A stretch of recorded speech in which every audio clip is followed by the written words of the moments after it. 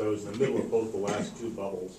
You know, I was at Hewlett Packard during a tech wreck, and nobody saw it coming. Is this going to keep on going great forever? And then I was in the real estate bubble too. Same thing. You know, I would say, well, what goes up must come down, and they would tell me, quit being so negative. You know, I was giving them bad vibes, and of course that crashed too. And the same people at the time, I was listening to the economists and the traders that said, well, look out, the tech wreck's going to bust and the real estate bubble's going to bust. And I was saying that there could be a bond crash or a dollar crash, and I kind of worry, how are you going to pay the sheriff? And, you know, how are your guys going to stay at home? If I don't know if there's going to be civil unrest. I think if there's some black swan event that comes out of nowhere like that. So, is that on as your far radar? as civil unrest, about that too? yeah, you're just talking about how people are going to get paid during civil unrest. Yeah, if they're not getting their checks in the mail. They're going to walk off the banks job. are Or shut if they'll down. keep serving in spite. You know, I have to say that the people I work with, and I know I'm friends with a lot of county deputies, their sense of duty rises above any contract or any kind of pay that they're going to get. I can just say that right now. I mean, I'm that way. Their sense of duty rises above all of that. The contracts you're seeing negotiated here, and even though this is, and I say, you've got to accept the reality we live in a collective bargaining state. I think too many times the Republican Party kind of lives in denial, and they want to change things really quickly, and it's just not going to happen in this state right now. Given that, we're not a right to work state, and again, if you accept that political reality and you deal with that in the context in which you work, you can get short gains here and there, 2 steps forward, maybe 1 step back. If you just live in denial, you're never going to get anywhere. Look at the money that was spent on the union bashing with John Ahern's campaign.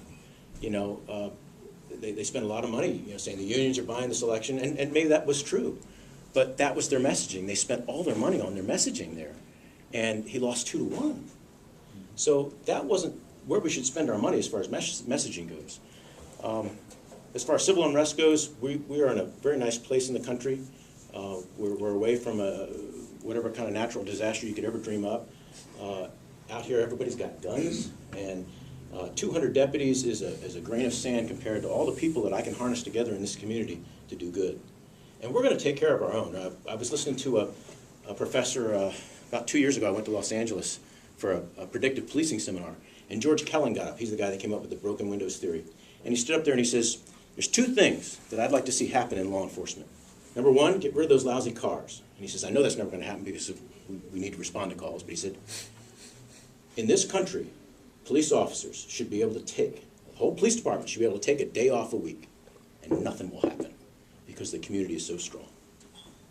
And I think we have that here. We just don't, I mean, we've only got 25, 30 people here tonight. But I know that feeling survives within all of us, that we have civil unrest, we're going to have a strong community, and people are going to take care of themselves. And 200 deputies will be there to assist you. Do you know how denigrating Ozzie is to the comment you just made? Those people who would stand together, those people who are armed, those people who would band together. He's got us all as conspiracy theorists. You're just exercising your Second Amendment right, which is, and I got to tell you, after the forum, a lady came up to me and she said, what are you going to do about these assault rifles, you know? And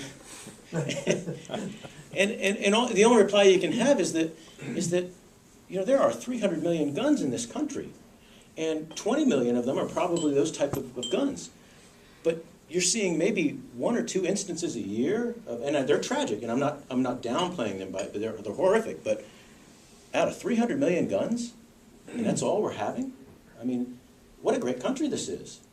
And you look at, and I live in a world, I got to wear 2 hats. With law enforcement, I appeal to the right, of course. But being a professor, being in academia, I work with some real nutballs. I got to tell you, this thing at Gonzaga, when they took the 2 guns away from the kids who were protecting themselves, oh my goodness, they came out of the woodwork on the email, and one guy talked about, oh, we should get rid of all the guns, and you should only be allowed to have a penknife, and I mean, just crazy stuff. And it's just, it's amazing. When we had the concealed carry boom back in the 90s, early 90s, all the academics said, oh, this is going to be the Wild West, everybody's going to die. What happened? Nothing. The more cohesive a community is, the less crime you're gonna have. And having a sidearm is probably gonna make us just a tad bit better too. Well, that wasn't really the question I wanted to ask you.